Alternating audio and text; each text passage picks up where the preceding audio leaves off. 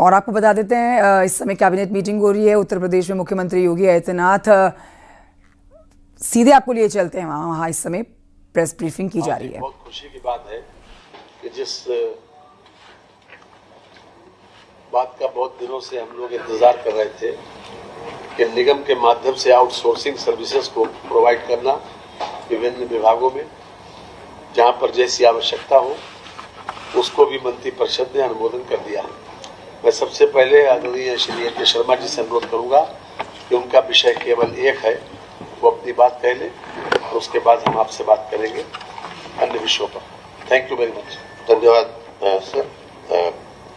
Media के सभी मित्रों, ये नगरीय परिवहन से जुड़ा हुआ विषय है और नगरों में आने जाने वाले लोग, जो आसपास के इलाकों से जो लोग आते जाते हैं, उनके परिवहन की सुविधा को बेहतर बनाने के लिए हम लोगों ने एक प्रस्ताव मंत्रिपरिषद के समक्ष रखा था कि नेट कास्ट बेसिस पे, मतलब कि प्राइवेट ऑपरेटर को हम लोग लाइसेंस दें और वो लोग अपने घाटा मुनाफा के बदौलत, सरकार उनको कोई पैसा नहीं देगी, कोई सपोर्ट नहीं देगी, सिर्फ उनको एक वैधानिक सपोर्ट देते हुए ई चार्जिंग वगैरह की जो व्यवस्थाएं हैं उसको थोड़ा सा उनको सुविधा देते हुए सारा का सारा खर्च प्राइवेट ऑपरेटर उठावे, इस शर्त पे net cost contract basis model बोलते हैं उसको, उस पे प्रयोग के रूप में कानपुर और लखनऊ के 10-10 रूट, मतलब कुल मिलाकर के 20 रूट पे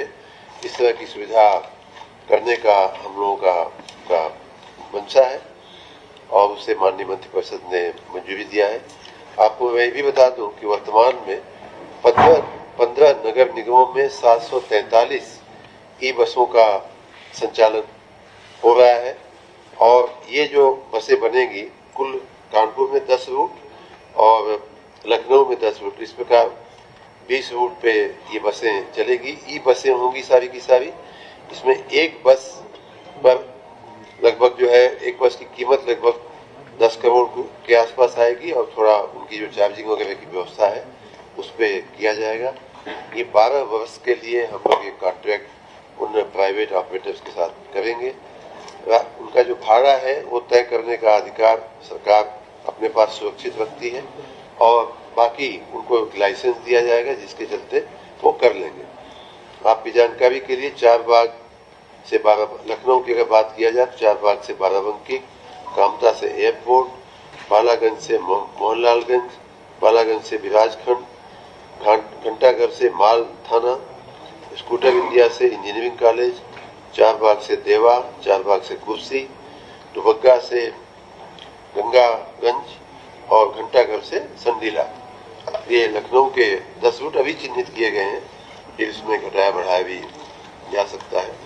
उसी प्रकार कानपुर के भी 10 रूट, राम देवी से जहानाबाद, फजलगंज से रूरा, घंटाघर से अकबरपुर, कानपुर रेलवे स्टेशन से बिंदकी, कानपुर रेलवे स्टेशन से बिठूर, कानपुर रेलवे स्टेशन से घाटमपुर, कानपुर रेलवे स्टेशन से IIT, घंटाघर से मूसानगर, कानपुर सिटी से circular root.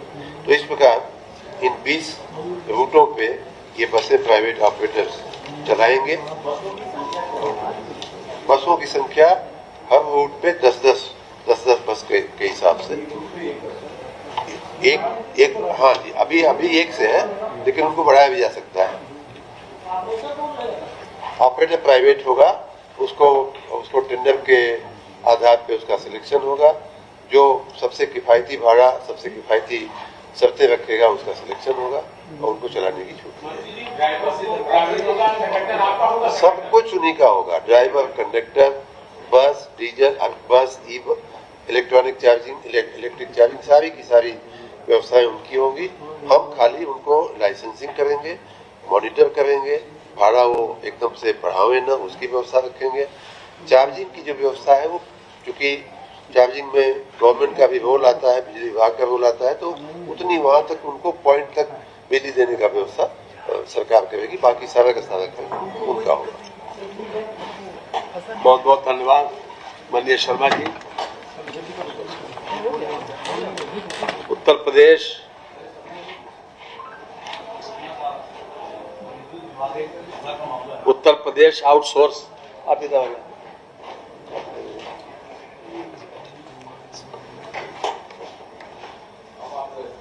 Uttar Pradesh outsource सेवा निगम की का कंपनीज एक्ट 2013 के सेक्शन 8 के अंतर्गत एक public limited company non profitable का जो गठन किया गया है, उसी के तहत उत्तर प्रदेश सरकार के विभिन्न विभागों तथा संस्थाओं में आउटसोर्सिंग के माध्यम से कार्मिकों की सेवाएं जो दी जा रही हैं, उसको बेहतर बनाने के लिए आज मंत्री परिषद के समक्ष एक प्रस्ताव आया है। इसमें विशेष बात यह है कि नियमित पदों के अगेंस्ट इसमें आउटसोर्स या संविदा पर नहीं दिए जाएंगे। साथ ही साथ जो निगम है वो जेम पोर्टल के माध्यम से सर्विस प्रोवाइडर तय करेंगे, एजेंसीज तय करेंगे और इन लोगों का जो मानदेय है वो 16,000 से 20,000 रुपए तक होगा।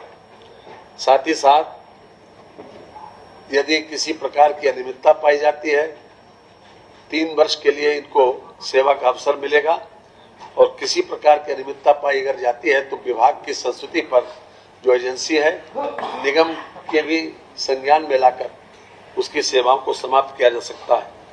नियुक्ति की अवधि 3 वर्ष होगी